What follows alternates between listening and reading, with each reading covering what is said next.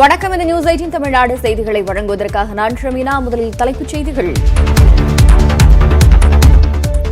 வேளாண் சட்டங்களுக்கு எதிராக போராடி வரும் விவசாயிகளுடன் மத்திய அரசு இன்று பேச்சுவார்த்தை. பிற்பகல் 2 மணி அளவில் நடைபெறும் என தகவல்.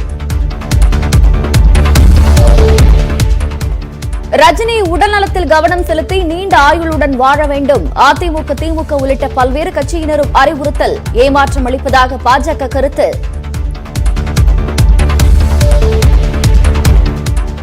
ரஜினியின் முடிவால் தலையில் இடி விழுந்து விட்டதாக ரசிகர்கள் ஆதங்கம். முடிவை பரிசீலனை செய்ய கோரி போயஸ் கார்டன் வீட்டு முன்பு தர்ணா. திருச்சியில் ரஜினி பேனரை எரித்த ஆவேசம்.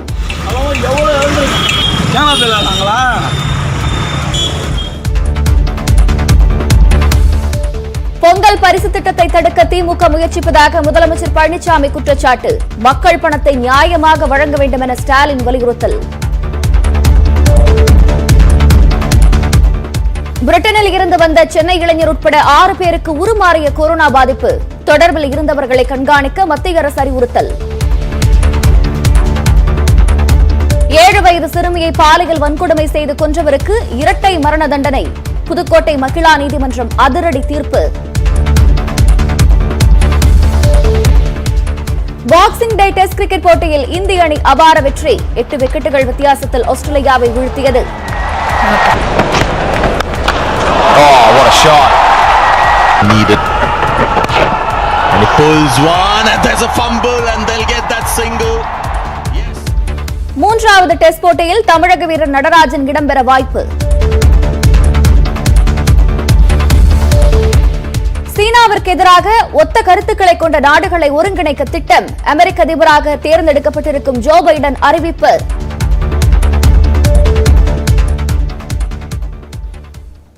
கட்சி தொடங்க போவதில்லை என்று நடிகர் ரஜினிகாந்த் அதிரடியாக அறிவித்திருக்கிறார்.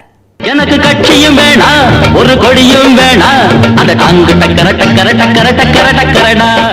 நடிகர் ரஜினிகாந்த் வெளியிட்டிருக்கும் அறிக்கையில் மருத்துவர்களின் அறிவுரையை மீறி ஹைதராபாத் சென்று அண்ணாத்த படப்பிடிப்பில் கலந்து கொண்டதாகவும் மிகவும் ஜாக்கிரதையாக படப்பிடிப்பை நடத்தி வந்த நிலையிலும் 4 பேருக்கு தொற்று உறுதியானதால் படப்பிடிப்பை நிறுத்திவிட்டு அனைவருக்கும் கொரோனா பரிசோதனை நடத்தியதாக கூறியிருக்கிறார். அதில் தனக்கு கொரோனா இல்லை என்பது தெரிய வந்தாலும் இரத்த அழுத்தத்தில் அதிக ஏற்றத்தாழ்வு இருந்ததை மருத்துவர்கள் கண்டுபிடித்ததாக கூறியிருக்கிறார். மருத்துவ ரீதியாக ரத்த அழுத்தத்தில் ஏற்றத்தாழ்வு இருக்கக்கூடாது என்றும் அது தன்னுடைய மாற்று சிறுநீரகத்தை கடுமையாக பாதிக்கும் என்பதால் மருத்துவர்களின் மேற்பார்வையில் 3 நாட்கள் இருக்க நேரிட்டதாக கூறியிருக்கிறார். தன்னுடைய உடல்நிலையை கருதி தயாரிப்பாளர் படப்பிடிப்பை ஒத்திவைத்ததாகவும் இதனால் பல பேருக்கு வேலை இழப்பு, பல கோடி ரூபாய் நஷ்டம் ஏற்பட காரணமாக தன்னுடைய உடல்நிலை இருந்துவிட்டதாக கூறியிருக்கிறார். இதனை ஆண்டவன் தனக்கு கொடுத்த ஒரு எச்சரிக்கையாக பார்ப்பதாக கூறியிருக்கும் ரஜினி, கட்சி தொடங்கி ஊடகங்கள், சமூக வலைதளங்களின் மூலமாக மட்டும் பிரச்சாரம் செய்தால் மக்கள் மத்தியில் எழுச்சியை உண்டாக்கி தேர்தலில் வெற்றி பெற முடியாது என்றும் இதனை அரசியல் அனுபவம் வாய்ந்த யாரும் மறுக்க மாட்டார்கள் எனவும் கூறியுள்ளார். பிரச்சாரத்திற்கு சென்றால் லட்சக்கணக்கான மக்களை சந்திக்க வேண்டியிருக்கும் என குறிப்பிட்டிருக்கும் ரஜினி, 120 பேர் கொண்ட அண்ணாத்த படக்குழுவிலேயே கொரோனா பாதிப்பு ஏற்பட்டு 3 நாட்கள் மருத்துவமனையில் இருக்க நேர்ந்ததாகவும் தெரிவித்திருக்கிறார்.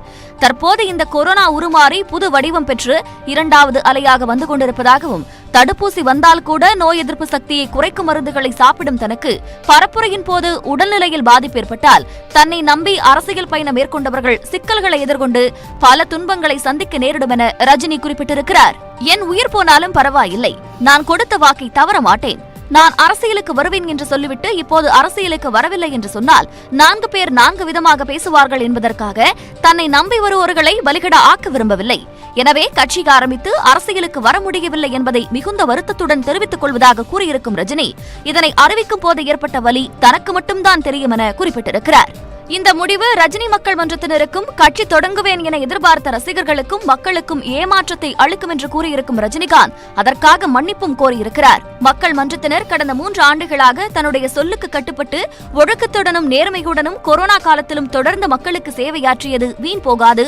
அந்த புண்ணியம் என்றும் உங்களுடைய குடும்பத்தை காப்பாற்றும் என ரஜினி குறிப்பிட்டிருக்கிறார். கடந்த நவம்பர் 30ஆம் தேதி மன்ற நிர்வாகிகளுடனான சந்திப்பின் போது உங்களுடைய உடல் நலமே முக்கியம், நீங்கள் என்ன முடிவெடுத்தாலும் கட்டுப்படுவதாக மன்ற நிர்வாகிகள் கூறியதை தன்னுடைய வாழ்நாளில் மறக்க மாட்டேன், மக்கள் மன்றம் என்றும் போல செயல்படும் என ரஜினி கூறியிருக்கிறார். 3 ஆண்டுகளாக எவ்வளவு விமர்சனங்கள் வந்தாலும் தொடர்ந்து தன்னை ஆதரித்த தமிழருவி மணியன் மற்றும் பெரிய கட்சியில் பொறுப்பான பதவியில் இருந்து விலகி தன்னுடன் பணியாற்ற சம்மதித்த அர்ஜுனமூர்த்திக்கும் நன்றி தெரிவித்துக் கொண்டுள்ளார். தேர்தல் அரசியலுக்கு வராமல் மக்களுக்கு என்ன சேவை செய்ய முடியுமோ அதனை செய்வேன் என்றும் உண்மையை பேச என்றுமே தயங்கியது இல்லை எனவும் ரஜினி கூறியிருக்கிறார். உண்மையையும் வெளிப்படை தன்மையும் விரும்பும் தன் மீது அன்பு கொண்ட ரசிகர்களும் தமிழக மக்களும் தன்னுடைய இந்த முடிவை ஏற்றுக்கொள்ள வேண்டும் எனவும் ரஜினிகாந்த் கேட்டுக் கொண்டுள்ளார். நடிகர் ரஜினிகாந்த் அரசியலுக்கு வரப்போவதில்லை என கூறியதற்கு அவருடைய உடல்நிலையை காரணமாக இருக்கும் நிலையில் அவர் இதுவரை எடுத்துக்கொண்ட சிகிச்சைகள் பற்றி இத்தொகுப்பில் பார்க்கலாம். தலைமகனே கலங்காதே, தனிமை கண்டு மயங்காதே. கடந்த 45 ஆண்டுகளுக்கு முன் திரையுலகில் கால் பதித்த ரஜினிகாந்த் இன்றும் சூப்பர் ஸ்டார் அந்தஸ்துடன் வலம் வந்து கொண்டிருக்கிறார். திரைப்படங்களில் ஸ்டன் காட்சிகளில் நடிப்பது, நடனமாடுவது என எப்போதும் போல ரஜினி உற்சாகமாக தோன்றினாலும் சிங்கப்பூரில் சிகிச்சை செய்து திரும்பியதிலிருந்து ரஜினியின் உடல்நிலை குறித்த கேள்விகள் எழுந்து கொண்டேதான் உள்ளன. 2011ஆம் ஆண்டு KS ரவிக்குமார் இயக்கத்தில் மிக பிரம்மாண்டமாக தயாராகவிருந்த ராணா படத்தின் படப்பிடிப்பு தொடங்கிய நாளில் ரஜினி திடீரென உடல்நலக் குறைவால் பாதிக்கப்பட்டார். படப்பிடிப்பு நிறுத்தப்பட்டு தனியார் மருத்துவமனையில் சிகிச்சை மேற்கொண்ட பின்னர் வீடு திரும்பி ஓய்வில் இருந்தார். அதன்பின் மூச்சு திணறல், நுரையீரல் நீர்க்கோர்ப்பு, சிறுநீரக கோளாறு போன்ற பல்வேறு பாதிப்புகள் ஏற்பட்டதால் நவீன சிகிச்சைக்காக சிங்கப்பூர் சென்றார். அங்கு பிரபல தனியார் மருத்துவமனையில் சிகிச்சை மேற்கொண்டதுடன் 1 மாத காலம் வரை சிங்கப்பூரிலேயே தங்கி ஓய்வெடுத்து சென்னை திரும்பினார். சென்னை திரும்பிய வேகத்தில் கோச்சடையான், லிங்கா, கபாலி என அடுத்தடுத்த படங்களில் நடித்ததால் ரஜினி உடல்நிலை குறித்த எந்த சந்தேகமும் எழாமல் அவர் பூரண குணமடைந்து விட்டதாக அவருடைய ரசிகர்கள் கொண்டாடினர். அதே சமயம் மருத்துவ பரிசோதனைக்காக அவ்வப்போது அமெரிக்கா சென்று சில வாரங்கள் அங்கு தங்கி ஓய்வெடுப்பதையும் ரஜினி வழக்கமாக கொண்டிருந்தார். இந்த நிலையில்தான் ரஜினி தன்னுடைய ரசிகர்களுக்கு எழுதியதாக ஒரு கடிதம் அண்மையில் சமூக வலைதளங்களில் வைரலாக பரவியது. அதில் 2016ஆம் ஆண்டு மே மாதம் சிறுநீரக பாதிப்பு ஏற்பட்டதால் அமெரிக்காவில் சிறுநீரக மாற்று அறுவை சிகிச்சை செய்து கொண்டதாக ரஜினி கூறியது போல் இடம்பெற்றிருந்தது. பின்னர் இந்த கடிதத்தை தான் எழுதவில்லை என அறிக்கை வெளியிட்டிருந்த ரஜினி அதில் கூறப்பட்டிருந்த தனது உடல்நிலை குறித்த விவரங்கள் மட்டும் உண்மை என ஆமோதித்திருந்தார். சிறுநீரக மாற்று அறுவை சிகிச்சை செய்து கொண்டதால் கொரோனா தொற்று ஏற்படும் வாய்ப்பு அதிகம் எனவும் அதனால் மக்களை சந்தித்து அரசியலில் ஈடுபடுவதை கண்டிப்பாக தவிர்க்க வேண்டும் எனவும் மருத்துவர்கள் அறிவுரை வழங்கியிருப்பதாகவும் ரஜினி அதில் குறிப்பிட்டிருந்தார். ரஜினிகாந்தால் பொதுமக்களுடன் சகஜமாக இயல்பாக பழகுவதில் பல கஷ்டங்கள் உள்ளன. அது அவரது கிட்னிக்கும் அவரது ஆரோக்கியத்துக்கும் ஆபத்தாக முடியும். ஆகவே அவர் எடுத்துள்ள முடிவு அவருக்கு மிகவும் நல்லது. கடந்த சில மாதங்களாக கொரோனா அச்சுறுத்தல் காரணமாக கேளம்பாக்கம் பண்ணை வீட்டில் தங்கியிருந்த ரஜினி அங்கு சித்த மருத்துவர்களின் அறிவுரைப்படி மூலிகை குளியல், 5 கிலோமீட்டர் நடைப்பயிற்சி, நீச்சல், மூலிகை வேது பிடித்தல் என பல சிகிச்சைகளை எடுத்துக்கொண்டார்.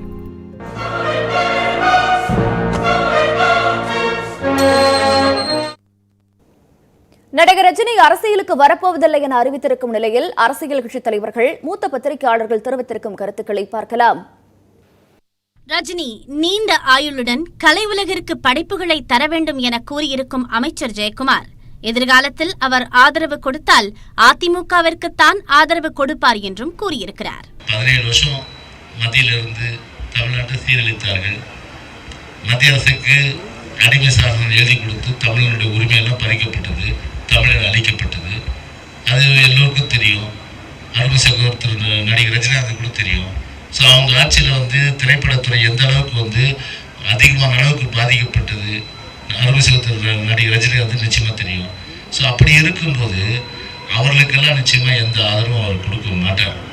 ஸோ அவர் எதிர்காலத்திலே ஆதரவு என்று ஒன்று கொடுத்தால் அது நிச்சயமாக அனைத்து இந்திய அண்ணா திராவிட முன்னேற்ற கழகத்திற்குத்தான் கொடுப்பார். ஏன்னு சொன்னால் நாங்கள் தான் நல்லது செய்கிறோம். அரசியலுக்கு வரப்போவதில்லை என்கிற ரஜினியின் முடிவு அவரது உடல்நிலை மற்றும் மனநிலையை பொறுத்து எடுக்கப்பட்டிருக்கலாம் என திமுக பொதுச் செயலாளர் துரைமுருகன் தெரிவித்துள்ளார். அவருடைய உடல்நிலை அவருடைய மனநிலை பொறுத்தது. நாங்க 2 நாளா பத்திரிகைகளை பார்க்கிற பொழுது உள்ளபடியே அவர் ரொம்ப சிக்காயிட்டாருன்னு நான் கேள்விப்பட்டேன். எனக்கு சரியான தகவல் அதுதான். ஆனால் அவருடைய மனநிலைக்கேற்ப, அவருடைய உடல்நிலைக்கேற்ப, சூழ்நிலைக்கேற்ப அப்படி ஒரு அறிவிப்பை அவர் வெளியிட்டிருக்கலாம். அதை பற்றி ஃபாரன் டாக்கி சொல்வது எனக்கு உரிமை இல்லை. ரஜினிகாந்த் அரசியலுக்கு வர பாஜகவே நிர்பந்தம் செய்ததாக நியூஸ் 18 தொலைக்காட்சிக்கு தொலைபேசி மூலம் கருத்து தெரிவித்த தமிழக காங்கிரஸ் கமிட்டி தலைவர் KS அழகிரி கூறியிருக்கிறார். என்னுடைய கருத்து எப்பொழுதுமே அவருக்கு அதில் ஆர்வம் இல்லதான். அதனாலதான் நான் பழைய நினைவுகளை சொன்னேன். அப்பொழுதும் அவருக்கு அதில் ஆர்வம் இல்லை. அவர் உடல் நலத்தோடும் இன்னும் இதைவிட அதிக செல்வாக்கோடு இருந்த பொழுதும் கூட அவருக்கு அதில் ஆர்வம் இல்லை. இப்பொழுதும் அவருக்கு ஆர்வம் இல்லை. ஆனால் இடையில் அந்த அறிவிப்பு வந்ததற்கு காரணம் மத்தியில் இருக்கிற பாரதிய ஜனதா கட்சி. பாரதிய ஜனதா கட்சிக்கு ஒரு நப்பாசை உண்டு. தமிழகத்தில் திராவிட முன்னேற்ற கழகம் காங்கிரஸ் கூட்டணியை பலகீனப்படுத்திவிட்டால் தமிழகத்துல அதிமுகவை தங்களுடைய கைக்குள் வைத்துக் கொண்டு பாரதிய ஜனதா தன்னுடைய RSS கொள்கைகளை புகுத்தலாம் என்பது அவர்களுடைய ஒரு கணக்கு. உடல்நிலையை கருத்தில் கொண்டு அரசியல் கட்சி தொடங்கும் முடிவை கைவிட்டிருக்கும் ரஜினிகாந்துக்கு விடுதலை சிறுத்தைகள் கட்சி தலைவர் தொல் திருமாவளவன் வாழ்த்து கூறியிருக்கிறார். இப்போது தன்னுடைய ரசிகர்களையும் தன்னுடன் பயணிக்க விரும்புகிறவர்களையும் ஏமாற்ற விரும்பவில்லை என்பதை வெளிப்படையாக சொல்லி முன்கூட்டியே இந்த அறிவிப்பை வெளியிட்டிருக்கிறார். அவருடைய வெளிப்படைத்தன்மையை நான் பாராட்டுகிறேன், வாழ்த்துகிறேன். அரசியல் கட்சி தொடங்குவது குறித்த நடிகர் ரஜினிகாந்தின் முடிவு நேர்மையானவர்களுக்கு பெரும் ஏமாற்றத்தை அளித்திருப்பதாக பாஜக மூத்த தலைவர் பொன் ராதாகிருஷ்ணன் தெரிவித்துள்ளார். அரசியலுக்கு வந்தால் தன்னுடைய அரசியல் பிழைப்பு கெட்டு போய்விடும் என்று யாரெல்லாம் நினைத்தார்களோ அவர்களுக்கு மகிழ்ச்சியை தர முடியும். மற்றபடி நேர்மையாளர்கள், ஒரு நல்ல தமிழ்நாட்டினுடைய முன்னேற்றத்தை மனதில் கொண்டவர்கள் யாராக இருந்தாலும் கூட அவர்கள் அத்தனை பேர் இதுல கொஞ்சம் வருத்தப்படுவார். ரஜினிகாந்த் அவர்கள் அரசியலுக்கு வரமாட்டேன்னு சொல்ற காரணத்தையும் தெளிவா சொல்லியிருக்கிறார். நல்ல உடல் ஆரோக்கியத்தோடு இருந்தால் நான் வருகிறேன். அரசியல் நடிக்கிறதுக்கு அவர் விரும்பல, யாரையும் ஏமாற்றுக்கு விரும்பல. ரஜினி எடுத்த முடிவில் சற்றே ஏமாற்றம் இருந்தாலும் அவரது ஆரோக்கியமே முக்கியம் என மக்கள் நீதி மய்யம் தலைவர் கமல்ஹாசன் தெரிவித்துள்ளார். இந்த பிரச்சார பயணம் முடிந்த பிறகு சென்னை சென்றவுடன் அவரை மீண்டும் சந்திப்பேன். என்னை பொறுத்தவரை அவர்கள் ரசிகர்களின் மனோநிலை தான் எனக்கு சற்றே ஏமாற்றம் இருந்தாலும் அவருடைய ஆரோக்கியம் எனக்கே மிக முக்கியமான ஒரு விஷயம்.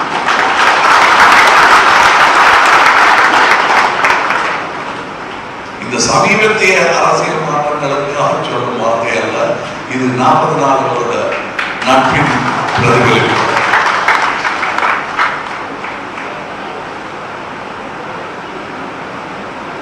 என் ரஜினி நலமாக இருக்க வேண்டும்.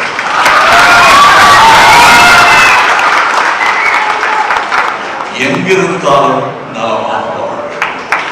ரஜினியின் உடல்நிலையில் பின்னடைவு ஏற்பட்ட போதே அவருடைய முடிவை பற்றி தன்னிடம் கூறியதாக ஆடிட்டர் குருமூர்த்தி ட்விட்டரில் பதிவிட்டிருக்கிறார். இது தவிர்க்க முடியாதது என்று கூறியிருக்கும் குருமூர்த்தி 1996ஆம் ஆண்டை போல அரசியலில் ரஜினி தாக்கத்தை ஏற்படுத்துவார் என்று தான் கணிப்பதாக குறிப்பிட்டுள்ளார். இந்திய திரையுலகின் சிறந்த திரைக்கலைஞர் ரஜினி தனது உடல் நலனை கருத்தில் கொண்டு எடுத்திருக்கும் முடிவை முழுமையாக வரவேற்பதாக நாம் தமிழர் கட்சி ஒருங்கிணைப்பாளர் சீமான் ட்விட்டரில் பதிவிட்டுள்ளார். ரஜினிகாந்த் முழு உடல் நலம் பெற்று கலையுலக பயணத்தை தொடர வாழ்த்துக்களை தெரிவிப்பதாகவும் ட்விட்டர் பதிவில் சீமான் குறிப்பிட்டுள்ளார். நடிகர் ரஜினிகாந்த் அரசியலில் இருந்து பின் வாங்கியிருப்பதற்கு ஆதரவாகவும் எதிராகவும் அவருடைய ரசிகர்கள் மத்தியில் மாறுபட்ட கருத்துக்கள் எழுந்திருக்கின்றன. அரசியல் கட்சி தொடங்கப் போவதில்லை என கூறி தமிழகத்திற்கு நடிகர் ரஜினிகாந்த் துரோகம் இழைத்துவிட்டதாக அவரது ரசிகர்கள் ஆதங்கத்தை வெளிப்படுத்தியிருக்கின்றனர். அம்பு ஊருன்னு சொன்னார். கடைசி இப்படி ரம்புடுவார்னு எதிர்பார்க்கவே இல்லை. இந்த 3 வருஷத்தில் பண்ண காசுக்கு ஒவ்வொரு மாவட்டத்திலையும் ஒரு மண்டபம் கட்டி விட்டுருக்கலாம். ரசிகராக நாங்கள் என்னதான் ஒரு நாள் மறந்தாலும் பொதுமக்கள் இவர் மறக்கவே மாட்டாங்க. இவர் தமிழ்நாட்டுக்கே துரோகம் பண்ணிட்டார். ஒரு தாய் தந்தை இழந்தோட இழந்தாங்க கூட சோகத்தை தாங்க முடியும் சக்தி இருந்தால் கூட இந்த சக்தி என்னால் தாங்கவே முடியல. ரஜினிகாந்த் வாரம் அரசியலுக்கு வரப்போவதாக அறிவிப்பார் என்றும் உடல்நலம் கருதி அரசியலில் இருந்து விலகி இருக்கலாம் என்றும் பொதுமக்கள் மாறுபட்ட கருத்துக்களை தெரிவிக்கின்றனர். அவருடைய உடல் குறைவதனால அவர் அப்படி சொல்றாரு, வேற ஒன்றும் கிடையாது. ஆமாம், டிசம்பர் 31 சொல்ற பதில டிசம்பர் 29 சொல்லிட்டாரு, என்னையால கட்சிக்கு வர முடியாது வைக்க முடியாதுன்னு. இது எல்லாத்துக்கும் தெரிஞ்ச விஷயம் தான். வாரம் சொல்லிட்டு தான் இருக்காரு. ஆனால் இது வரைக்கும் வரலை. இந்த திருப்பாச்சி வருவாங்கன்னு எதிர்பார்த்தாரு. அந்த வாய்ப்பு அவருக்கு கிடைக்கல. சுற்றி உள்ளவங்க அவங்க வந்து அட்வைஸ் பண்ணுறது நல்லது தான். ஆனால் ஒரு தலைவர் என்பவர் சுய சிந்தனையுடன் முடிவெடுக்க வேண்டும். அப்படிப்பட்ட முடிவை ரஜினி அவர்கள் எடுத்திருப்பதாக நான் கருதுகிறேன். அதே நேரம் ரஜினிகாந்த் உடல்நலம் கருதி சுயமாக இந்த முடிவை எடுத்திருப்பதாகவும் அவரது உடல்நலமே தங்களுக்கு முக்கியம் என்றும் ஒரு தரப்பினர் தெரிவிக்கின்றனர். அவர் வந்து நாட்டு மக்கள் நல்லா செய்யன்னு சொல்லி தான் நாங்களும் ஆவலை எதிர்பார்த்துட்டு இருந்தோம். அந்த நாளை நாங்கள் ஒரு திருநாளை கொண்டாடத்தை எதிர்பார்த்துட்டு இருந்தோம். சரி, இன்னைக்கு அவர் உடல்நலம் பாதிக்கப்பட்டிருக்கனால அவரோட உடல்நலம் தான் எங்களுக்கு முக்கியமாக வழியா வேற எதுவும் எங்களுக்கு முக்கியம் கிடையாது. அரசியல் கட்சி ஆரம்பிக்கிறத கைவிடுறேன்னு சொன்ன விஷயம் வந்து எங்களுக்கு வந்து வருத்தம் அளிக்கிறது அந்த அறிக்கை. இருந்தாலும் தலைவருடைய வந்து உடல்நலத்தில் வந்து எங்களுக்கு எல்லாருமே அக்கறை இருக்கு. எங்களுக்கு வந்து அரசியலா தலைவரா அப்படின்னு பார்க்கும்போது தலைவர் தான் வந்து எங்களுக்கு ரொம்ப முக்கியம். தலைவரோட உடம்பு தான் முக்கியம். இத்தனை வருஷமா நாங்கள் தலைவர் அரசியலுக்கு வருவார், முதலமைச்சர் ஆவார், அவர் கூட நாங்கள் பின்னாடி போகணும் நாங்கள் என்றைக்குமே எதிர்பார்க்கல. ரஜினிகாந்த் தனது முடிவை மறுபரிசீலனை செய்ய தவறினால் இனி நோட்டாவுக்கு வாக்களிப்போம் என ரசிகர்கள் ஆவேசத்துடன் தெரிவித்துள்ளனர். தயவு செய்து உங்க மனம் மாற்றத்தை திருப்பியும் மாத்திக்கோங்க. தமிழகத்தினுடைய தலையெழுத்தை மாற்ற வாருங்கள் தலைவா, வாருங்கள். நீங்க வரலீனா இப்ப இல்லைனா எப்பயுமே தமிழகத்தை காப்பாற்ற முடியாது. தலைவர் 1000 வெற்றி கண்டவர். இதுல வந்துட்டு எங்களுக்கு மிகவும் கஷ்டமான சூழ்நிலை ஏற்படுத்தி தராம அது ரொம்ப கஷ்டமா இருக்கு. இது தயவு செய்து தலைவர் இதுல ஒரு நல்ல முடிவு இன்னும் காண்றாங்க, இன்னும் நம்பிக்கை இருக்கு எங்களுக்கு. ரஜினி மக்கள் மன்ற ஒட்டுமொத்த தமிழக மக்கள் மன்ற நிர்வாகி பூரா நோட்டாவுக்கே நாங்கள் பதிவு செய்யும் என்பதை உறுதியுடன் வருத்தத்துடன் தெரிவித்துக் கொள்கிறோம். இதனிடையே ரஜினியின் அறிவிப்பை கேட்டு கோபமடைந்த திருச்சியைச் சேர்ந்த அவரது தீவிர ரசிகரான பரமசிவம் ரஜினியின் பேனரை எரித்ததுடன் கடுஞ்சொற்களால் திட்டி தீர்த்தார். 49 வயசு ஆயிடுச்சு, 23 வயசுல இருந்து ரஜினி இது யார் பேனர்? ரஜினி பேனர் தான். எதனால எரிச்சிங்க? இல்ல வரலன்றான். நாங்களா ஆதான சார் சும்மா இல்லை கொண்டாடி மோடிட்ட பேசுறான், அவன் பேசுறான். நமக்குன்னு ஒரு தராத இருக்கு. சென்னை போயஸ் கார்டனில் உள்ள ரஜினி இல்லம் முன்பு அவரது ரசிகர்கள் தர்ணா போராட்டம் நடத்தினர். மேலும் செய்திகள் சிலவற்றை சுருக்கமாக துல்லியமாக விரைவு செய்திகளாக பார்க்கவிருக்கிறோம். கிருஷ்ணகிரியில் குறைந்த விலைக்கு தங்கம் தருவதாக கூறி 90 லட்சம் ரூபாயை பறித்துக் கொண்டு தப்பி ஓடிய 3 பேர் கொண்ட கும்பலை போலீசார் தீவிரமாக தேடி வருகிறார்கள். குறைந்த விலைக்கு தங்கம் விற்கப்படுவதாக செல்போன் மூலமாக ஒரு கும்பல் அழைப்பு விடுத்திருக்கிறது. இதனை நம்பி கோயம்புத்தூரில் இருந்து 8 பேர் 90 லட்சம் ரொக்கப்பணத்துடன் டெம்போ வேனில் வந்தனர். கிருஷ்ணகிரிக்கு வந்த பிறகு சென்னை சாலை சந்திப்பில் பணத்தை பறித்துக் கொண்டு 8 பேரையும் நடுவழியில் இறக்கிவிட்டு அந்த கும்பல் தப்பி ஓடியுள்ளது. குறைந்த விலைக்கு தங்கம் கிடைக்கும் என்ற பேராசையில் வந்த 8 பேரும் ஏமாற்றப்பட்டது பற்றி கிருஷ்ணகிரி போலீசார் புகார் அளித்தனர். கோவை மாநகர காவல் ஆணையர் அலுவலகத்தை முற்றுகையிட முயன்ற திமுகவினருக்கும் போலீசாருக்கும் இடையே தள்ளுமுள் ஏற்பட்டது. கிராம சபை கூட்டத்திற்கு அனுமதி அளிக்காததை கண்டித்து அண்ணா சிலையில் இருந்து திமுக மாவட்ட செயலாளர்கள் தலைமையில் 500க்கும் மேற்பட்டவர்கள் பேரணியாக சென்றனர். செஞ்சிலுவை சங்கம் அருகே போலீசார் அவர்களை தடுத்து நிறுத்திய போது திமுகவினருக்கும் போலீசாருக்கும் இடையே வாக்குவாதம் முற்றியதில் தள்ளுமுள் ஏற்பட்டது. இதையடுத்து போராட்டத்தில் ஈடுபட்ட திமுக எம்எல்ஏ கார்த்திக், முன்னாள் அமைச்சர் பொங்கலூர் பழனிசாமி மற்றும் திமுக மாவட்ட செயலாளர்கள் உட்பட 500க்கும் மேற்பட்டவர்களை போலீசார் கைது செய்தனர். தஞ்சை மாவட்டம் கும்பகோணம் அருகே மது போதையில் கூலி தொழிலாளியை அடித்துக் கொன்று தீ வைத்து எரித்த 2 இளைஞர்களை போலீசார் கைது செய்தனர். ஈவி காலனி பகுதியில் தலையில் காயங்களுடன் எரிந்து கிடந்த ஆண் சடலத்தை போலீசார் கைப்பற்றினர். தொடர்ந்து அப்பகுதியில் இருந்த சிசிடிவி கேமரா காட்சிகளை கைப்பற்றி போலீசார் விசாரணை நடத்தினர். அதன்படி அப்பகுதியில் உள்ள பெட்ரோல் பங்கில் எரிபொருள் நிரப்பும் போது ஸ்ரீதர் என்பவருக்கும் சந்தோஷ் மற்றும் அஜித் ஆகியோருக்கும் இடையே தகராறு ஏற்பட்டுள்ளது. அப்போது மதுபோதையில் இருந்த இளைஞர்கள் ஸ்ரீதரை தாக்கியதில் அவர் வாகனத்தை விட்டுவிட்டு அங்கிருந்து தப்பிச் சென்றுள்ளார். ஆனால் அவரை பின்தொடர்ந்து சென்ற இளைஞர்கள் தாக்கியதில் உயிரிழந்த ஸ்ரீதரின் தலையில் கல்லை போட்டு எரித்தது அம்பலமானது. சென்னையில் பணியில் இருந்தபோது உயிரிழந்த காவல் உதவி ஆய்வாளர் ராம்சிங்கின் உடல் அரசு மரியாதையுடன் தகனம் செய்யப்பட்டது. அம்பத்தூரைச் சேர்ந்த ராம்சிங் புழல் காவல் நிலையத்தில் உதவி ஆய்வாளராக பணியாற்றி வந்தார். 57 வயதான அவர் கடந்த 8ஆம் தேதி பணியில் இருந்தபோது மயக்கமடைந்தார். இதையடுத்து அரசு ராஜீவ்காந்தி மருத்துவமனையில் சிகிச்சைக்காக அனுமதிக்கப்பட்டபோது கொரோனா தொற்றால் பாதிக்கப்பட்டது தெரியவந்தது. ஆனால் கொரோனாவிலிருந்து மீண்ட நிலையில் திங்கட்கிழமை மூச்சுத் திணறல் ஏற்பட்டு மருத்துவமனையிலேயே உயிரிழந்தார். இதையடுத்து ராம்சிங்கின் இல்லத்தில் உடல் வைக்கப்பட்டு இறுதி அஞ்சலி செலுத்தப்பட்டது. இந்நிலையில் வானகரம் சாலையில் உள்ள மின் மயானத்தில் துப்பாக்கி குண்டுகள் முழங்க அரசு மரியாதை செலுத்தப்பட்ட பின் உடல் தகனம் செய்யப்பட்டது.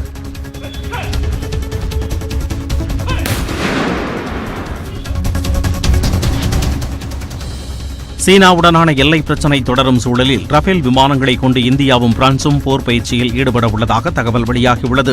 ஜோத்பூர் பகுதியில் ஜனவரி மாதம் 3வது வாரம் நடைபெறவுள்ள இந்த பயிற்சியில் பிரான்ஸ் விமானப்படையில் உள்ள ரஃபேல் போர் விமானங்கள் பங்கேற்க உள்ளன. இந்தியா தரப்பில் சுகோய் 30 ரக விமானங்கள் பங்கேற்கும் என தகவல் வெளியாகியுள்ளது. ரஃபேல் விமானங்களை திறம்பட கையாள்வதற்கு இந்திய விமானப்படை வீரர்களுக்கு இது கூடுதல் பயிற்சியாக அமையும் என எதிர்பார்க்கப்படுகிறது. பிரான்சுடனான ஒப்பந்தப்படி 8 ரஃபேல் விமானங்கள் ஏற்கனவே இந்தியா வந்துள்ளன. ஜனவரி மாத தொடக்கத்தில் மேலும் 3 விமானங்கள் இந்தியா வந்தடையும் என கூறப்படுகிறது.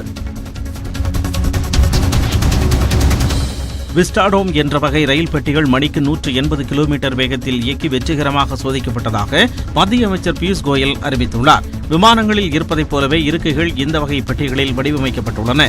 சுற்றுலாவை மேம்படுத்தும் வகையில் வடிவமைக்கப்பட்டுள்ள இந்த ரயில் பெட்டிகள் சுற்றுலா பயணிகளுக்கு மறக்க முடியாத அனுபவத்தை தரும் என்று அமைச்சர் பியூஷ் கோயல் தெரிவித்துள்ளார். விஸ்டாடோம் வகை ரயில் பெட்டிகளின் புகைப்படங்களையும் அவர் வெளியிட்டுள்ளார். திருவண்ணாமலை மாவட்டம் வந்தவாசி அருகே 8 வயது சிறுமிக்கு பாலியல் தொந்தரவு கொடுத்ததாக ஓய்வு பெற்ற பள்ளி தலைமை ஆசிரியர் போக்சோ சட்டத்தின் கீழ் கைது செய்யப்பட்டார்.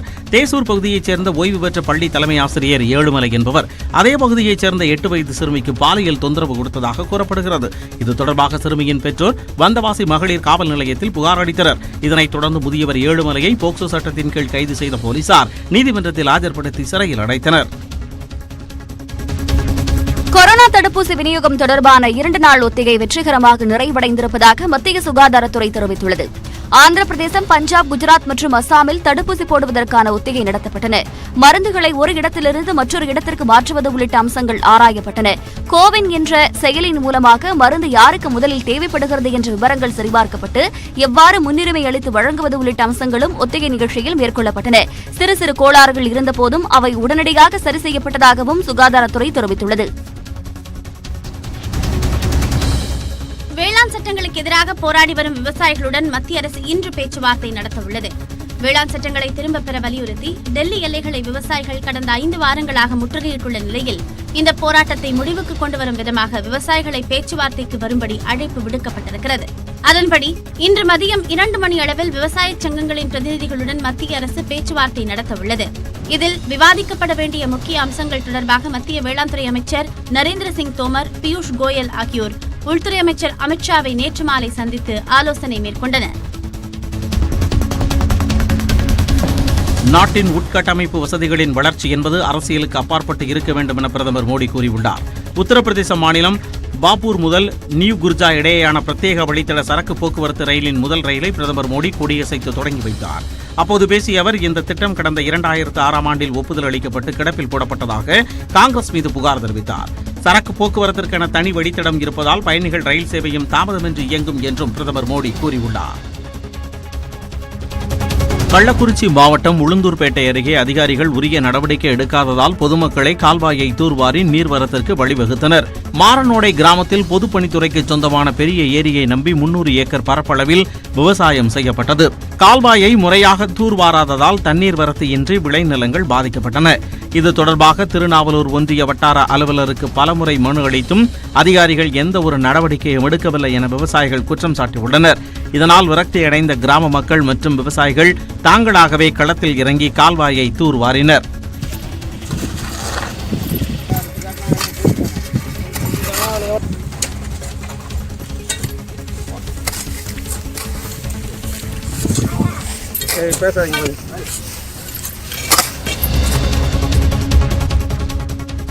மேட்டூர் அணையில் இருந்து காவிரி டெல்டா பாசனத்திற்காக நீர் திறப்பு வினாடிக்கு 8000 கனஅடியாக அதிகரிக்கப்பட்டுள்ளது. 120 அடி உயரம் கொண்ட மேட்டூர் அணை கடந்த நவம்பர் 28ஆம் தேதி நடப்பாண்டில் 4வது முறையாக 100 அடியை எட்டியது. இதையடுத்து பாசன தேவைக்கான நீர் திறப்பு வினாடிக்கு 3000 கனஅடியாக அதிகரிக்கப்பட்டது. ஆனால் காவிரி நீர்பிடிப்பு பகுதிகளில் நிலவும் வறட்சியால் அணைக்கான நீர்வரத்து 900 கனஅடியாக குறைந்துள்ளது. இருப்பினும் காவிரி டெல்டா பாசனத்தை கருத்தில் கொண்டு நீர் திறப்பு வினாடிக்கு 3000 8000 கனஅடியாக அதிகரிக்கப்பட்டுள்ளது. நீர்வரத்தை காட்டிலும் வெளியேற்றம் அதிகரிக்கப்பட்டிருப்பதால் அணையின் நீர்மட்டம் 106 அடிக்கு கீழ் குறைந்துள்ளது.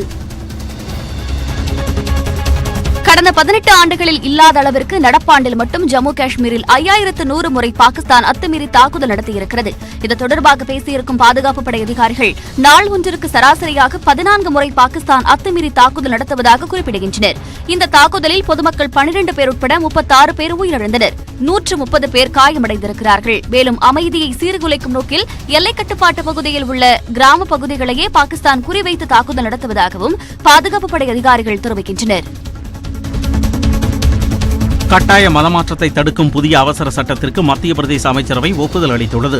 எதிர்வரும் சட்டமன்ற கூட்டத்தொடர் கொரோனா காரணமாக ரத்தாகியுள்ளது. இந்நிலையில் மாநில அரசு கொண்டு வந்துள்ள அவசர சட்ட மசோதா ஆளுநர் ஒப்புதலுக்கு அனுப்பப்பட்டுள்ளது. இந்த புதிய சட்டத்தின்படி 2 அல்லது அதற்கு மேற்பட்டோரை மதமாற்றம் செய்வோருக்கு 10 ஆண்டுகள் சிறை தண்டனையும் அதனுடன் 1 லட்சம் ரூபாய் அபராதமும் விதிக்க முடியும்.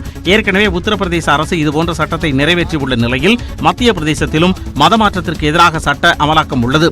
இதனிடையே உணவு, மருந்து ஆகியவற்றில் கலப்படம் செய்வோர் ஆயுள் முழுக்க சிறையில் அடைக்கப்படுவார்கள் என்றும் முதலமைச்சர் சிவராஜ் சிங் சௌகான் எச்சரித்துள்ளார். புதுச்சேரியில் டவுசர் அணிந்து திருட்டில் ஈடுபட்ட திருடனை போலீசார் கைது செய்தனர். ஆரோவில் அருகே சசிகுமார் என்பவரது வீட்டின் கதவை உடைத்து அவரது தாயாரின் கழுத்தில் இருந்த சங்கிலி மற்றும் 39 பவுன் நகைகளை கொள்ளையடித்துச் சென்றார். இச்சம்பவம் குறித்து சசிகுமார் அளித்த புகாரின் அடிப்படையில் சிசிடிவி காட்சிகளை கொண்டு போலீசார் விசாரித்து வந்தனர். கரிக்கலாம்பாக்கத்தைச் சேர்ந்த பாலகிருஷ்ணன் என்பவர் தொடர் கொள்ளையில் ஈடுபட்டது தெரியவந்தது. மேலும் பகலில் டிப்டாப் உடை அணிந்து இயல்பாக இருப்பவர் இரவில் டவுசர் மற்றும் முகமூடி அணிந்து செல்வதும் கண்டுபிடிக்கப்பட்டது.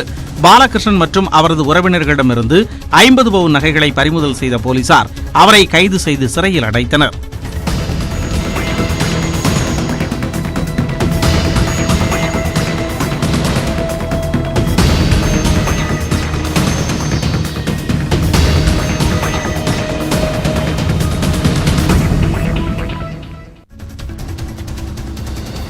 சீனாவிற்கு எதிராக ஒத்த கருத்துக்களை கொண்ட நாடுகளை ஒருங்கிணைக்க இருப்பதாக அமெரிக்க அதிபராக தேர்ந்தெடுக்கப்பட்டிருக்கும் ஜோ பைடன் தெரிவித்திருக்கிறார். இது தொடர்பாக பேசிய அவர் வர்த்தக ஆதிக்கம் மட்டுமின்றி தொழில்நுட்பம், மனித உரிமைகள் போன்ற முக்கிய துறைகளில் சீனாவை எதிர்கொள்ள வேண்டியிருப்பதாக கூறியுள்ளார். இதற்காக கட்டமைக்கப்படும் கூட்டணி வலிமையானதாக இருக்க வேண்டும் என குறிப்பிட்டுள்ளார். மேலும் வெளியுறவு கொள்கை மற்றும் தேச பாதுகாப்பு போன்ற முக்கிய துறைகளில் அதிகார மாற்றத்திற்கு டிரம்ப் ஒத்துழைப்பு வழங்கவில்லை என குற்றம் சாட்டியுள்ளார். திண்டுக்கல்லில் தூக்க மாத்திரை தர மறுத்த மருந்துக்கடை ஊழியரை அரிவாளால் தாக்கிய சம்பவம் பரபரப்பை ஏற்படுத்தியுள்ளது. பழனி புறவழிச்சாலையில் செயல்படும் மருந்து கடைக்கு வந்த 16 வயது மதிக்கத்தக்க இருவர் தூக்க மாத்திரை கேட்டிருக்கிறார்கள். ஆனால் மருத்துவரின் மருந்து சீட்டு இல்லாமல் மருந்து வழங்க முடியாது என மருந்து கடை ஊழியர் ராஜ்குமார் கூறியிருக்கிறார். இதனால் இரு தரப்பிற்கும் இடையே மோதல் ஏற்பட்ட நிலையில் மருந்து வாங்க வந்தவர்களில் ஒருவர் தான் மறைத்து வைத்திருந்த அரிவாளால் ராஜ்குமாரின் இடது கைப்பகுதியில் விட்டுவிட்டு தப்பி ஓடினார். படுகாயமடைந்த ராஜ்குமார் மதுரையில் அரசு மருத்துவமனையில் அனுமதிக்கப்பட்டிருக்கிறார். இந்தியா ஆஸ்திரேலியா இடையேயான 3வது டெஸ்ட் கிரிக்கெட் போட்டி சிட்னி மைதானத்தில் நடைபெறும் என அறிவிக்கப்பட்டுள்ளது. அட்டவணைப்படி 3வது டெஸ்ட் போட்டி சிட்னியில் நடைபெறும் என திட்டமிடப்பட்டிருந்தது. ஆனால் அந்த நகரில் கொரோனா தொற்று பரவல் அதிகரித்து காணப்படுவதால் போட்டி மெல்பர்ன் மைதானத்திற்கு மாற்றப்படும் என தகவல் வெளியானது. இந்த சூழலில் ஜனவரி 7ஆம் தேதி தொடங்கி நடைபெறவுள்ள டெஸ்ட் போட்டி திட்டமிட்டபடி சிட்னியில் நடைபெறும் என ஆஸ்திரேலிய கிரிக்கெட் வாரியம் அறிவித்துள்ளது. மேலும் பல்வேறு செய்திகளை பார்க்கவிருக்கிறோம். கதையல்ல வரலாறு நாள்தோறும் மாலை 6:30 மணிக்கு மற்றும் இரவு 9:30 மணிக்கு.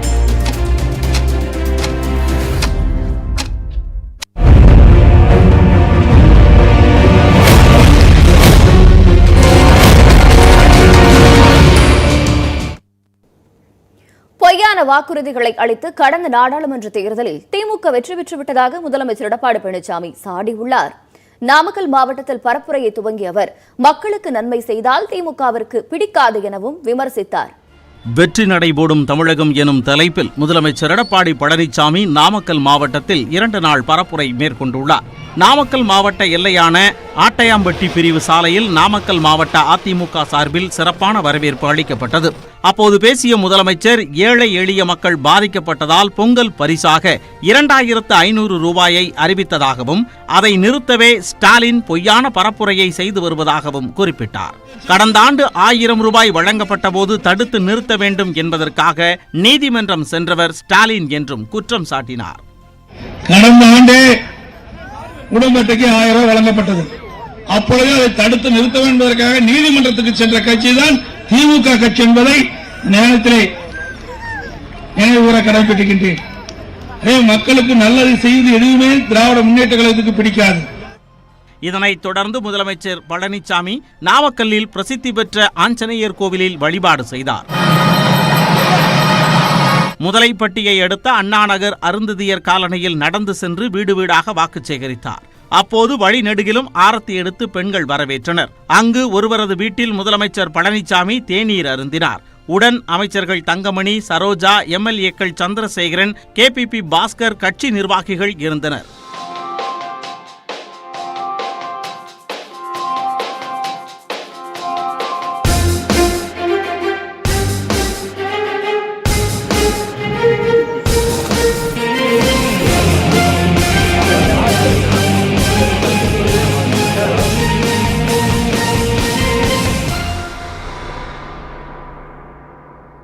தொடர்ந்து ராசிபுரம் பகுதியில் திறந்த வேனில் வாக்கு சேகரித்த முதலமைச்சர் எடப்பாடி பழனிசாமி எம்ஜிஆர் சிலைக்கு மாலை அணிவித்து மரியாதை செலுத்தினார்.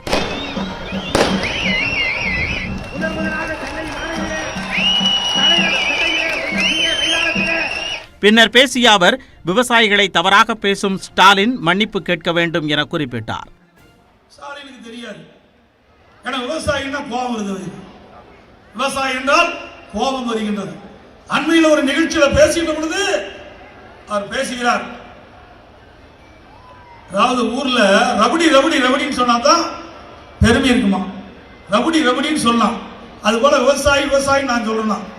பாருங்க யாரோட ஒப்பிட்டு பேசுறாருன்னு, ரபடியோட விவசாயி ஒப்பிட்டு பேசுறாரு திரு ஸ்டாலின். ஆகவே திரு ஸ்டாலின் அவர்களே, விவசாயிகளை நீங்க அவமானப்படுத்தாதீங்க. திருச்செங்கோடு பகுதியில் பேசிய முதலமைச்சர் பழனிசாமி 4 மாதங்களுக்கு முன்பு தமிழகத்தில் கொரோனா பரவலை கட்டுப்படுத்த அதிமுக அரசு தவறிவிட்டதாக ஸ்டாலின் குறிப்பிட்டதை சுட்டிக்காட்டினார். தற்போது கேரளா, டெல்லியை விட தமிழகத்தில் கொரோனா பரவல் வெகுவாக கட்டுப்படுத்தப்பட்டுள்ளதாக குறிப்பிட்டார். 4 மாதத்துக்கு முன்பு தமிழ்நாட்டில் கொரோனா வைரஸ் பரவலை எடப்பாடி பழனிசாமி கட்டுப்படுத்த தவறிவிட்டார் என்று ஒரு குற்றச்சாட்டு சொன்னார். கேரளாவை பார் கொரோனா குறைஞ்சிருக்குது, டெல்லி பார் கொரோனா குறைஞ்சிருக்குது, அந்த முதலமைச்சர் சிறப்பான நடவடிக்கை எடுக்கிறான்னு சொன்னாங்க. இப்பொழுது கேரளாவை பார், டெல்லியை பார், தமிழ்நாட்டை பார், 3ஐ பார்த்து சொல்லுங்க. தொடர்ந்து பேசிய முதல்வர், திமுகவினர் அராஜகம் படைத்தவர்கள் என்றும் திமுக தலைவர் மு.க. ஸ்டாலின் கட்ட பஞ்சாயத்து தலைவர் என்றும் சாடினார். தமிழகத்தில் சட்டத்தின் ஆட்சி நடைபெற்று வருவதாகவும் தமிழகம் அமைதி பூங்காவாக திகழ்வதாகவும் பெருமிதம் தெரிவித்தார். கடந்த 10 ஆண்டுகளில் அதிமுக அரசு ஒருமுறை கூட கிராம சபை கூட்டத்தை நடத்தாத காரணத்தால் தான் திமுக சார்பில் கிராம சபை கூட்டத்தை நடத்துவது என்ற முடிவுக்கு வந்ததாக ஸ்டாலின் தெரிவித்திருக்கிறார். ராணிப்பேட்டை மாவட்டம் அனந்தலை கிராமத்தில் திமுக தலைவர் மு.க. ஸ்டாலின் தலைமையில் அதிமுகவை நிராகரிப்போம் என்ற தலைப்பில் மக்கள் கிராம சபை கூட்டம் நடைபெற்றது. 1000க்கும் மேற்பட்ட பெண்கள் பங்கேற்ற இந்த கூட்டத்தில் ஸ்டாலின் பரப்புரை செய்தார். அப்போது திமுகவின் கிராம சபை கூட்டத்தை தடுக்கும் நோக்கத்தோடு அதிமுக அரசு வழக்கு பதிவு செய்து அதிகார துஷ்பிரயோகம் செய்து வருவதாக குற்றம் சாட்டினார். எனவே பெயர் மாற்றம் செய்யப்பட்டு மக்கள் கிராம சபை கூட்டம் என்ற தலைப்பில் கூட்டத்தை நடத்தி வருவதாக குறிப்பிட்டார். கிராம சபை கூட்டம் தான் நடத்தக்கூடாது, நீதிமன்றத்துக்கு போனா நம்ம வாங்கிடலாம். எனவே அவங்க போட்ட உத்தரவை ரத்து பண்ணிருக்கலாம். நீதிமன்றத்துக்கு போய் அது 2 நாள் இழுத்து, அதனால சில குழப்பங்கள், சில கன்ஃபியூஸ் ஏற்படும். அதனால இந்த பிரச்சனை வேண்டாம் அப்படின்னு முடிவு செஞ்சு நானே என்ன பண்ணேன்னா, மக்கள் கிராம சபை என்ற பெயர்ல நடத்துவோம் என்று முடிவு செஞ்சு, ஏன்னா மக்கள் தானே திரள்றாங்க இந்த கிராம சபை கூட்டத்தில். மறைந்த முதல்வர் ஜெயலலிதா சாவில் மர்மம் நீடிப்பதாக குறிப்பிட்ட ஸ்டாலின், ஜெயலலிதா மரணம் குறித்து விசாரிக்க துணை முதல்வர் ஓ பன்னீர்செல்வத்திற்கு 8 முறை சம்மன் அனுப்பியும் 1 முறை கூட ஆஜராகவில்லை என குறிப்பிட்டார். திமுக ஆட்சிக்கு வந்தவுடன் முன்னாள் முதலமைச்சர் ஜெயலலிதா சாவில் ஒளிந்திருக்கும் மர்மத்தை கண்டுபிடித்து வெளியே கொண்டு வருவதுதான் முதல் வேலையாக இருக்கும் என்றும் கூறினார். ஆனா இறந்தது யாரு? முதலமைச்சர், இந்த நாட்டினுடைய முதலமைச்சர், அதிமுக கட்சியினுடைய தலைவர். ஆக அவர் இறந்திருக்கிறாரு. ஆனா இன்னைக்கு வரைக்கும் அவர் எப்படி இறந்தாருங்கிற செய்தி வரல. பலமுறை சொல்லியிருக்கேன், திமுக விரைவில் ஆட்சிக்கு வரும், வந்தவுடனே முதல் வேலையாக அந்த மரணத்துக்கு யார் காரணம் என்பதை கண்டுபிடிப்பதுதான் திமுகவினுடைய முதல் வேலை. தேர்தல் நேரத்தில் அதிமுகவினர் கட்சி பணத்தை எடுத்து மக்களுக்கு வழங்குவதைப் போல அரசின் பணத்தை கொடுத்து மக்களிடத்தில் நன்மதிப்பை பெற்றுவிடலாம் என்று நினைப்பதாக ஸ்டாலின் தெரிவித்தார். கொரோனா நிவாரணமாக 5000 ரூபாய் வழங்குமாறு கோரிக்கை வைத்ததை அரசு செயல்படுத்தவில்லை எனவும் தெரிவித்தார். பொங்கல் பரிசு தொகுப்பு வழங்குவதில் அதிமுகவினர் முறைகேட்டில் ஈடுபடுவதாகவும் குற்றம் சாட்டினார். அரசின் பணத்தை அதிமுகவினர் மக்களுக்கு வழங்குவதில் திமுகவிற்கு எந்த ஆட்சேபனையும் இல்லை என்றும், அதை முறையாக, ஒழுங்காக, நியாயமாக மக்களுக்கு வழங்க வேண்டும் என்பதுதான் திமுகவின் கோரிக்கை என்றும் கூறினார்.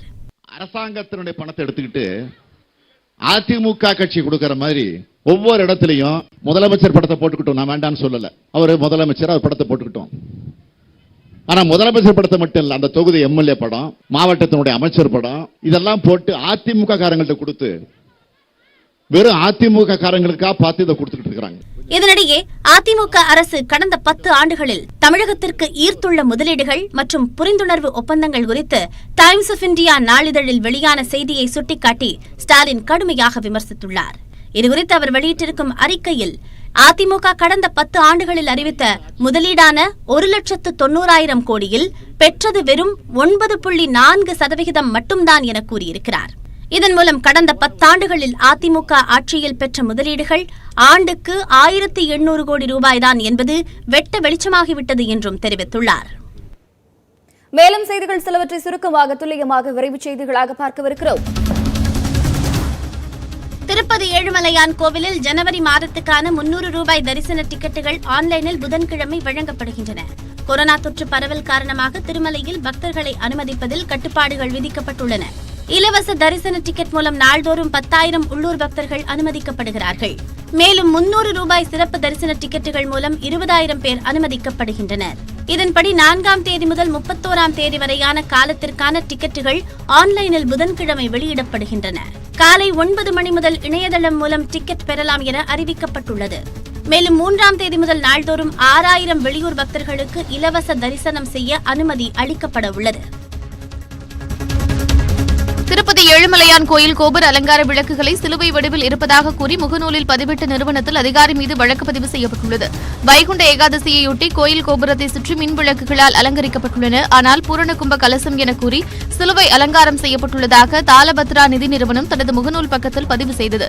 இதனையடுத்து பக்தர்களின் உணர்வுகளை புண்படுத்தும் வகையிலும் சர்ச்சைக்குரிய வகையிலும் பதிவிட்டு பக்தர்களிடையே புரளியை கிளப்பியதாக தேவஸ்தான அதிகாரிகள் புகார் அளித்தனர். இதன் அடிப்படையில் பூரண கும்ப கலச அலங்காரத்தை சிலுவை என பதிவு செய்த தாலாபத்ரா நிதி முகநூல் பதிவாளர் மீது வழக்கு பதிவு செய்யப்பட்டுள்ளது. பொதுத் தேர்வுக்கான பாடத்திட்டம் குறைப்பு குறித்து விரைவில் அறிவிக்கப்படும் என்று பள்ளிக்கல்வித்துறை அமைச்சர் செங்கோட்டையன் தெரிவித்துள்ளார். தூத்துக்குடி மாவட்டம் கோவில்பட்டியில் செய்தியாளர்களை சந்தித்த அவர், கொரோனா காரணமாக பள்ளிகள் திறக்கப்படாததால் பாடத்திட்டங்கள் குறைப்பு தொடர்பாக கல்வியாளர்களுடன் ஆலோசனை நடத்தப்பட்டதாகவும் அதுகுறித்த முடிவுகளை முதலமைச்சர் பழனிசாமி அறிவிப்பார் என்றும் கூறினார். புதிய அட்டவணை வெளியிடப்படும். ஏனென்று சொன்னால் கொரோனா இருந்த காரணத்தின் அடிப்படையில் 100% பாடத்திட்டத்தை நம்மால் எடுத்துச் செல்ல முடியவில்லை. நாம் குறிப்பிட்ட காலத்தில் பள்ளியை திறக்க இயலவில்லை. ஆகிய பள்ளி திறக்கின்ற நாட்கள் குறைந்து கொண்டே இருக்கின்ற காரணத்தின் அடிப்படையில் அதற்கேற்ப பாடத்திட்டங்களை மாற்றி அமைத்து அதில் உள்ள சாராம்சங்களை வைத்துத்தான் கேள்விகள் கேட்க வேண்டிய முறையில் முதலமைச்சர் உத்தரவு வழங்கியிருக்கிறார். அந்த உத்தரவின் அடிப்படையில் நம்முடைய கல்வியாளர்களுடைய கருத்துக்கள் அறிந்து அதற்கான பணிகள் நிறைவேற்றப்பட்டிருக்கிறது. 10, 11 மற்றும் 12ஆம் வகுப்புகளுக்கு சட்டப்பேரவை தேர்தல் முடிந்த பிறகு ஜூன் மாதத்தில் பொதுத் தேர்வு நடத்த வாய்ப்புள்ளதாக கல்வித்துறை வட்டாரங்கள் தெரிவிக்கின்றன. ஆசிரியர்கள் மற்றும் அதிகாரிகள் தேர்தல் பணிகளில் ஈடுபடுத்தப்படுவதால் பொதுத் தேர்வு தள்ளிப்போக வாய்ப்புள்ளதாக கூறப்படுகிறது. சென்னை திருவேற்காட்டில் சீர்வரிசையுடன் பூனைக்கு சீமந்தம் நடத்திய காட்சிகள் சமூக வலைதளங்களில் வேகமாக பரவி வருகிறது. ஜோதிகுமார் என்பவர் தனது வீட்டில் நாய் மற்றும் பூனை வளர்த்து வருகிறார். இதில் பூனை கருவுற்றுள்ளது. இந்நிலையில் மனிதர்களுக்கு செய்யும் சீமந்த கொண்டாட்டங்களைப் போல 7 வகை உணவுகள், நண்டு, மீன், இறால் உள்ளிட்டவற்றுடன் தடபுடல் சாப்பாடு தயார் செய்யப்பட்டது. பின்னர் பூனைக்கு வளையல்களும் மாட்டி சீமந்தம் நடைபெற்றது. குடும்பத்தில் ஒருவர் போல வளர்ந்து வரும் பூனைக்கு சீமந்தம் நடத்தியது மகிழ்ச்சி அளிப்பதாக உரிமையாளர் கூறினார்.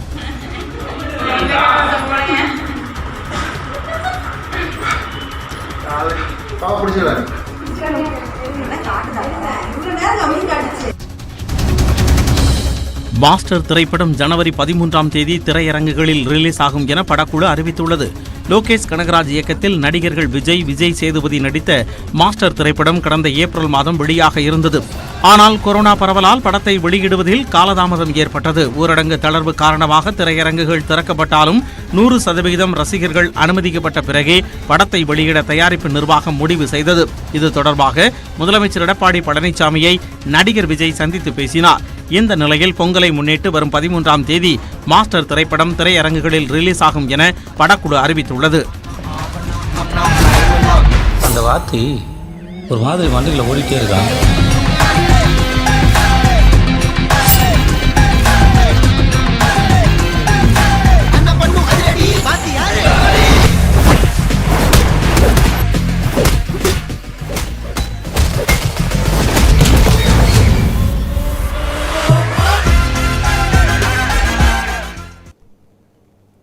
செல்போன்களில் லோன் ஆப் மூலமாக கடன் பெறுவோர்கள் எதிர்கொள்ளும் பிரச்சனைகள் என்ன, அதனால் ஏற்படும் சிக்கல்களில் இருந்து விடுபடுவதை எப்படி விவரிக்கிறது இந்த செய்தி தொகுப்பு. சமீப காலமாக லோன் ஆப்களின் எண்ணிக்கை அதிகரித்து வருகிறது. ஸ்மார்ட் போன் இருந்தால் போதும், எளிதில் கடன் கிடைத்துவிடும். விண்ணப்பங்களை பூர்த்தி செய்து ஆவணங்களை கொடுத்து கடன் பெற காத்திருக்க வேண்டியதில்லை.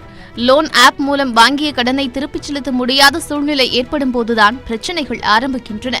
கடன் தந்த நிறுவனங்கள் பல்வேறு மிரட்டல்களை வாடிக்கையாளர்களுக்கு கொடுக்க ஆரம்பிக்கின்றன. இந்த ஆப்களில் கடன் பெறுவதால் மொபைலில் உள்ள கான்டாக்ட் எண்கள் உள்ளிட்ட தகவல்கள் திருடப்படுவதாக அதிர்ச்சி தகவலும் வெளியாகியுள்ளது. இதனால் மிகப்பெரிய மன உளைச்சலுக்கு ஆளாவதாக கூறுகிறார்கள் பாதிக்கப்பட்டவர்கள். நம்ம கொடுக்கும்போது என்ன பண்ணிடுறாங்கன்னா, அவங்க நம்ம நம்மளோட கான்டாக்ட் லிஸ்ட் எல்லாமே எடுத்துடுறாங்க. ஸோ அதுலேருந்து எடுத்துக்கிட்டு நமக்கு வீட்டிலேருந்து கால் பண்ணுறது, நம்ம அக்கா தங்க சிஸ்டர் எல்லாம் சேவ் பண்ணியிருந்தோம்னா, இல்லை அம்மான்னு சேவ் பண்ணியிருந்தோம்னா அவங்களுக்குலாம் கால் பண்ணி தப்பாக பேசுறது. ஸோ அந்த மாதிரி நிறையா பண்ணுறாங்க. ஸோ அதில் நம்ம மொபைலில் ஃபோட்டோஸ் எதனா நம்ம பர்சனலாக சேவ் பண்ணி வச்சுருப்போம்ல, ஸோ அதையுமே அவங்க டேக் ஓவர் பண்ணிடுறாங்க. எடுத்துக்கிட்டு அதை வச்சு நாங்கள் இதெல்லாம் பண்ணிடுவோம், இதை நாங்கள் இப்படி மாற்றி பண்ணிடுவோம், அப்படி பண்ணிடுவோம்னு கொஞ்சம் த்ரெட்னிங் பண்ணுறானுங்க.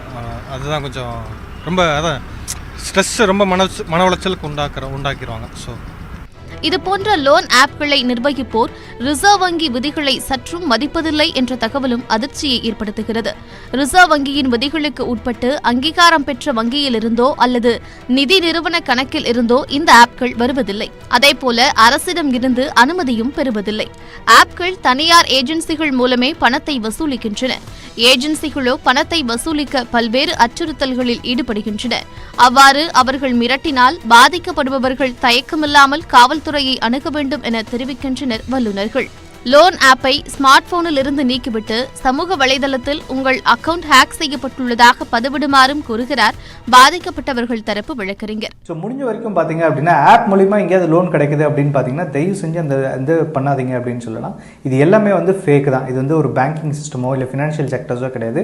நாளைக்கு சப்போஸ் இந்த மாதிரி ஏதாவது ஒரு உங்களை மிரட்டுறாங்க, நீங்கள் பணம் கட்டினீங்க மிரட்டுறாங்க அப்படின்னா உடனே அந்த அப்ளிகேஷன் அன்இன்ஸ்டால் பண்ணிடுங்க, உங்கள் டேட்டாவை ஆஃப் பண்ணிடுங்க.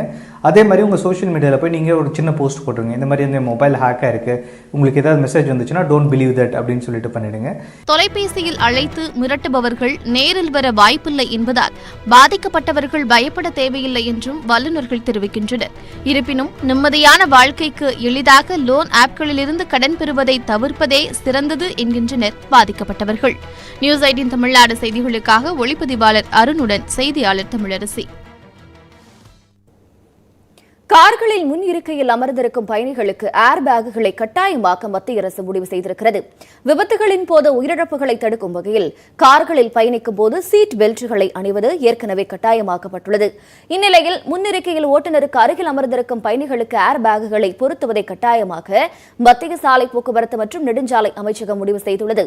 இது தொடர்பாக வரைவறிக்கையை வெளியிட்டிருக்கும் அமைச்சகம் பொதுமக்கள் உள்ளிட்ட அனைத்து தரப்பினரும் தங்களுடைய கருத்துக்களை 30 நாட்களுக்குள் சாலை போக்குவரத்து அமைச்சகத்தின் இணை செயலாளருக்கு அனுப்பி வைக்கலாம் என அறிவுறுத்தியுள்ளது. புதியதாக தயாரிக்கப்படும் வாகனங்களுக்கு ஏப்ரல் 1 முதலும் ஏற்கனவே உள்ள வாகனங்களுக்கு ஜூன் 1ஆம் தேதி முதலும் ஏர்பேக் கட்டாயம் என்ற முறையை அமல்படுத்த மத்திய அரசு திட்டமிட்டுள்ளது. பொதுமக்களின் கருத்துக்களின் அடிப்படையில் சாலை போக்குவரத்து துறை அமைச்சகம் இறுதி முடிவெடுக்க உள்ளது. கொரோனா பெருந்தொற்றை வென்றெடுக்க தேசமே ஒன்றிணைந்திருக்கும் நிலையில் ஒருவரை ஒருவர் சார்ந்து வாரும் பாரம்பரிய வழக்கத்தை அது நம்மிடையே மீண்டும் தோற்றுவித்திருக்கிறது. இதேபோல கொரோனாவை ஒழிக்க மத்திய அரசு அறிவித்திருக்கும் தடுப்பூசி நடவடிக்கைக்கு நாம் அனைவரும் ஒன்றுபட்டு ஒத்துழைக்க வேண்டும். அனைவரும் தடுப்பூசியை போடும் வரையில் எந்த தனி ஒரு நபருக்கும் கொரோனாவில் இருந்து பாதுகாப்பு கிடைக்காது என்பது நிதர்சனம். தடுப்பூசி ஒவ்வொரு இந்தியனுக்கும் கிடைக்க வேண்டிய உரிமை. அதனை உறுதி செய்வதற்காக நியூஸ் 18 முன்னெடுப்பே சஞ்சீவினி விழிப்புணர்வு இயக்கம்.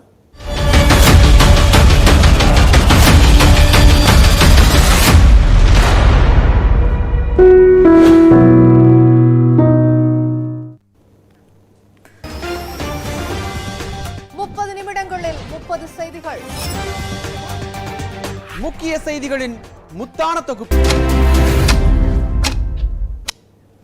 ஆஸ்திரேலியாவிற்கு எதிரான பாக்ஸிங் டே டெஸ்டில் இந்திய அணி 8 விக்கெட்டுகள் வித்தியாசத்தில் வெற்றி பெற்றது. கிறிஸ்துமஸ் பண்டிகைக்கு மறுநாள் மெல்பர்னில் தொடங்கிய பாக்ஸிங் டே டெஸ்ட் போட்டியின் முதல் இன்னிங்ஸில் ஆஸ்திரேலிய அணி 195 ரன்களுக்கு சுருண்டது. இதையடுத்து பேட்டிங்கை தொடங்கிய இந்திய அணி சீரான இடைவெளியில் விக்கெட்டுகளை பறிகொடுத்து 326 ரன்கள் சேர்த்தது. ஆட்டத்தின் 2ஆம் நாளில் கேப்டன் ரஹானே சதமடித்து அசத்தினார். That might be it. 100 to cherish and 100 to remember for Ajinkya Rahane. We often use the word captain's knock. 64 for 3 it was. It's 268 for 5. You can be very, very proud of this innings. Well played, Ajinkya Rahane.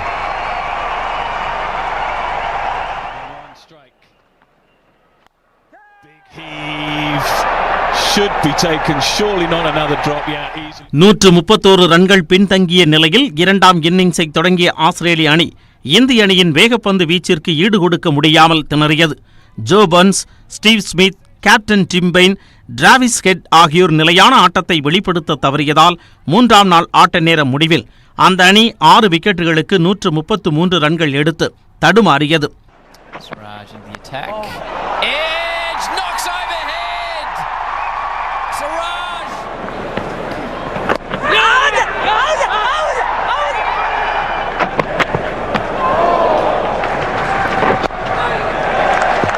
நான்காம் நாள் ஆட்டம் தொடங்கிய சிறிது நேரத்தில் Bumrah பந்துவீச்சில் Cummins ஆட்டமிழந்தார்.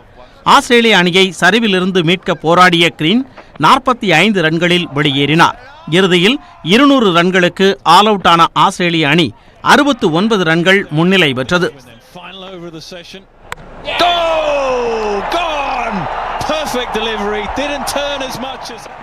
70 ரன்கள் எடுத்தால் வெற்றி என்ற எளிய இலக்குடன் களமிறங்கிய இந்திய அணியில் தொடக்க வீரர் மயங்க் அகர்வால், புஜாரா அடுத்தடுத்து ஆட்டமிழந்தனர். இதையடுத்து சுப்மன் கில்லுடன் ரஹானே கைகோர்த்தார். இருவரும் அடித்த ஆடி இந்திய அணியை 8 விக்கெட்டுகள் வித்தியாசத்தில் வெற்றி பெறச் செய்தனர். பாக்ஸிங் டே டெஸ்டில் பும்ரா 6 விக்கெட்டுகளும் சிராஜ் மற்றும் அஸ்வின் தலா 5 விக்கெட்டுகளையும் கைப்பற்றினர்.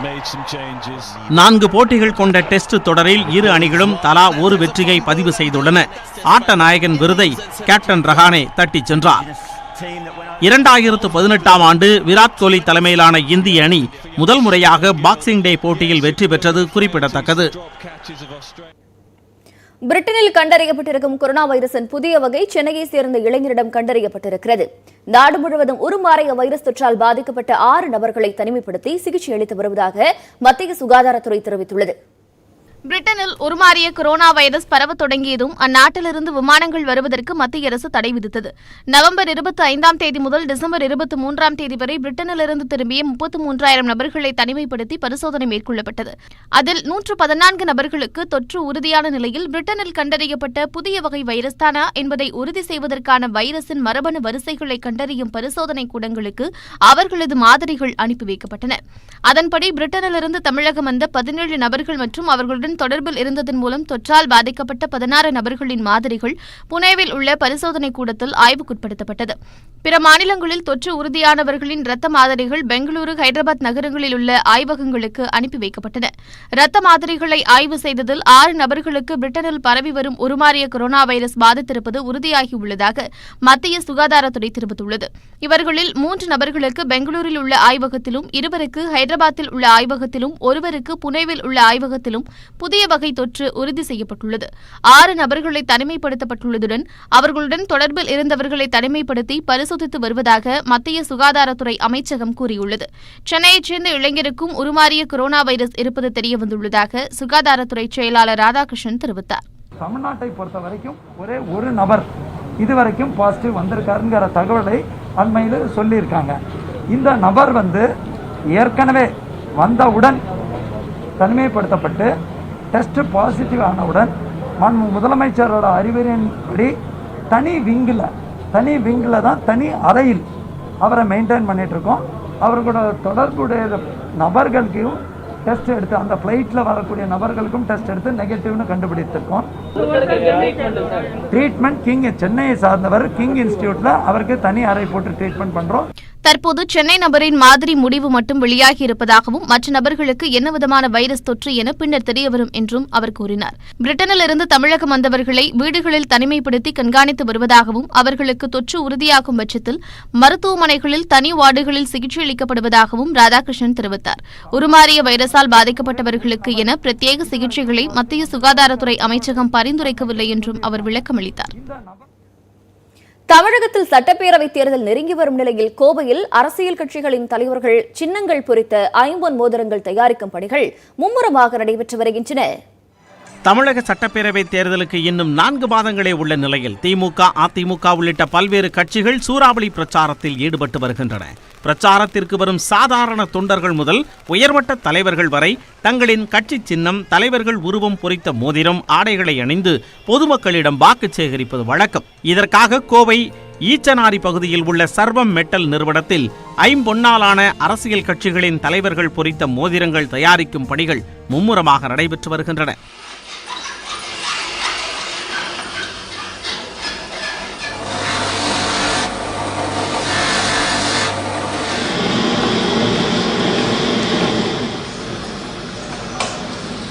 இங்கு முன்னாள் முதலமைச்சர்கள் கருணாநிதி, ஜெயலலிதா மற்றும் முதலமைச்சர் எடப்பாடி பழனிசாமி, துணை முதல்வர் OPS, திமுக தலைவர் MK ஸ்டாலின், மக்கள் நீதி மய்யம் கட்சித் தலைவர் கமல்ஹாசன் உள்ளிட்ட கட்சித் தலைவர்களின் படம் குறித்த ஐம்பொன் மோதிரங்கள் பல மாடல்களில் தயாரிக்கப்பட்டு வருகிறது. ஐம்பொன் இந்த தங்கம், வெள்ளி, பித்தளை, செம்பு, இரும்பு எல்லாத்தையும் மெல்டிங் பண்ணி உலோகமாக பண்ணி கொடுத்துட்ருக்குங்க. இது வந்து பார்த்தீங்கன்னா, அதாவது அடிப்பட்ட தொண்டர்லேருந்து மேல்மட்ட தொண்டர் வரைக்கும் எல்லாருமே பயன்படக்கூடிய ஐம்பொன் மோதிரங்க. இது வந்து தங்கத்துக்கு கலர் வந்து பார்த்தீங்கன்னா சேம் தங்கம் கலர் மாதிரி அப்படியே இருக்குங்க உங்களுக்கு. இது வந்து பார்த்தீங்கன்னா அமெரிக்கன் டைமண்ட் கல், சுற்றி கல் வந்து பார்த்தீங்கன்னா வெள்ளைக்கல், அமெரிக்கன் டைமண்ட் கல் வச்சு பண்ணி கொடுத்துருக்குங்க. யூஸ் பண்ண தகன்னு தங்க மாதிரி அப்படியே வயிற மாதிரி அப்படியே ஜொலிக்குங்க. இது ஐம்பொன்னாலான மோதிரங்களை அணிவதால் உடலில் வெப்பம் தணிந்து குளிர்ச்சி நிலவும் எனவும் இவ்வகையான மோதிரங்களை கட்சி தொண்டர்கள் விரும்பி வாங்கி செல்வதாகவும் உற்பத்தியாளர்கள் தெரிவிக்கின்றனர். கொரோனா பரவல் காரணமாக போதிய அளவில் ஆட்கள் கிடைக்காததால் உற்பத்தி சற்று பாதிக்கப்பட்டுள்ளதாக கூறுகிறார் நிறுவன ஊழியர் தனுஷ். கொரோனானால வெளி மாநிலங்கள்லேருந்து வந்தவங்க எல்லாம் கொரோனா பயத்தினால அங்கேயே தங்கிட்டாங்க. இப்போ யாரும் இங்கே வர்றதில்லைங்க. அதனால் ஒரு கம்மி ப்ரொடக்ஷன், அதிக ப்ரொடக்ஷன்றனால ஒரு கம்மியான ஆட்களை வச்சு நாங்கள் வேலை செஞ்சுட்ருக்கோம். இருப்பினும் பல்வேறு அரசியல் கட்சிகளிடமிருந்து அதிக அளவிலான ஆர்டர்கள் குவிந்து வருவதால் இத்தொழிலில் ஈடுபட்டோர் மகிழ்ச்சி அடைந்துள்ளனர். நியூஸ் 18 தமிழ்நாடு தொலைக்காட்சி செய்திகளுக்காக கோவையிலிருந்து செய்தியாளர் பிரசாந்த். தமிழகத்தில் தாமரை மலராது என்று கூறிய நானே தற்போது கட்டாயம் தாமரை மலரும் என்பதை கூறிக்கொள்ள விரும்புவதாக சேப்பாக்கம் தொகுதி பாஜக பொறுப்பாளர் குஷ்பு தெரிவித்திருக்கிறார். அவருடன் நம்முடைய செய்தியாளர் நந்தா நடத்திய கலந்துரையாடலை பார்க்கலாம். தேர்தல் களம் சூடுபிடிக்க ஆரம்பிச்சிருக்கு, மக்களை சந்திக்க ஆரம்பிச்சிருக்கீங்க. குஷ்புக்கு எப்படி வரவேற்பு எப்படி இருக்கு? வரவேற்பு ரொம்ப நல்லா இருக்கு. நீங்களே பார்த்துட்டீங்க, ஒவ்வொரு இடத்துலையும் வந்து இந்த கூட்டத்துலையும் சரி, இப்பவும் சரி, எப்படி கூட்டம் வருது, எப்படி வந்து என் கட்சியில் இருக்கிற நிர்வாகிகள் உற்சாகமாக இருக்காங்க. அது பார்க்கும்போது ரொம்ப சந்தோஷமா இருக்கு. குஷ்பு கை சின்னம் கிடையாது, தாமரை சின்னம் அப்படின்றத மக்கள் உணர ஆரம்பிச்சிட்டாங்களா? முதல்ல கை சின்னம் இப்போ உங்களுக்கு தெரியுதா தமிழ்நாட்டில்? எனக்கு அது ஒரு மிகப்பெரிய கேள்விக்குறியா இருக்கு. என்னன்னா இப்போ ஒவ்வொரு இடத்துலையும் ஒவ்வொரு தேர்தலில் நம்ம பார்க்கும்போது எப்படி கை சின்னத்துக்கு அடி மேலே அழி விழுந்துட்டு இருக்கு நம்ம பார்த்துட்டு தான் இருக்கோம். ஸோ இங்கே பொறுத்த வரைக்கும் தாமரை மலராது சொன்னது நான். இப்போ நான் சொல்கிறேன், தமிழ்நாட்டில் தாமரை மலரே தீரும். காங்கிரஸ்ல தேசிய செய்தி தொடர்பாளராக இருந்தீங்க, இப்போ ஒரு சட்டமன்ற தொகுதியினுடைய பொறுப்பாளராக நியமிக்கப்பட்டிருக்கிறீங்க. என்ன வித்தியாசம் இந்த 4 மாத காலம் பாஜகவில் இணைந்த இந்த 4 மாத காலங்களுக்கு என்ன வித்தியாசத்தை உணர்றீங்க? ரொம்ப நல்லா இருக்கு. ஏன்னா இப்போதான் ஒரு நல்ல பொறுப்பு கொடுத்துருக்குறாங்க. கீழே இறங்கி மக்கள் மத்தியில் மக்கள் கூட இணைந்து வேலை பார்க்கறதுக்கு நம்மளுடைய பூத் கமிட்டி மெம்பர்ஸ், மண்டல மெம்பர்ஸ், நம்மளுடைய நிர்வாகிகளுடைய சேர்ந்து இங்கே வேலை பார்க்கறதுக்கு ஒரு வாய்ப்பு கொடுத்துருக்காங்க. ஸோ ரொம்ப மகிழ்ச்சியாக இருக்கு. திருவள்ளிக்கேணி சேப்பாக்கம் தொகுதியில் உதயநிதி ஸ்டாலினை களமிறக்கிறதுக்கு திமுக கடுமையாக வேலை செஞ்சுட்டு இருக்கிறதா தகவல்கள் இருக்கு. ஸோ நீங்கள் இந்த தொகுதிக்கு பொறுப்பாளர், உங்களுக்கு ஒரு கடும் போட்டி இருக்காதா? அவர் பொறுப்பாளராக இருக்காரு இல்லை வேட்பாளராக இருக்க போறாரா அது தெரியலையே. முதல்ல அவர் எந்த பொசிஷன், அவங்களுக்கு என்ன போஸ்டிங் கொடுக்குறாங்க, அதுக்கப்புறம் நம்ம வேட்பாளராக வரட்டும், அதுக்கப்புறம் பார்ப்போம். ஏன்னா ஏற்கனவே 2 முறை திமுக வெற்றி பெற்ற ஒரு தொகுதி, அந்த நிலையில உங்களுக்கு போட்டி எப்படி இருக்கும்? ஏன்னா நான் வந்து இங்க வேட்பாளராக இல்லையே, நான் வந்து இங்க வந்து பொறுப்பாளராகவே இருக்கேன். ஸோ உதயநிதிக்கு எனக்கு போட்டியா இருக்கணும், நான் கண்டிப்பாக பார்க்கல. மேலும் செய்திகளை உடனுக்குடன் தெரிந்து கொள்ள நியூஸ் 18 தமிழ்நாட்டின் Facebook, Twitter, YouTube உள்ளிட்ட வலைதள பக்கங்களை பாருங்கள்.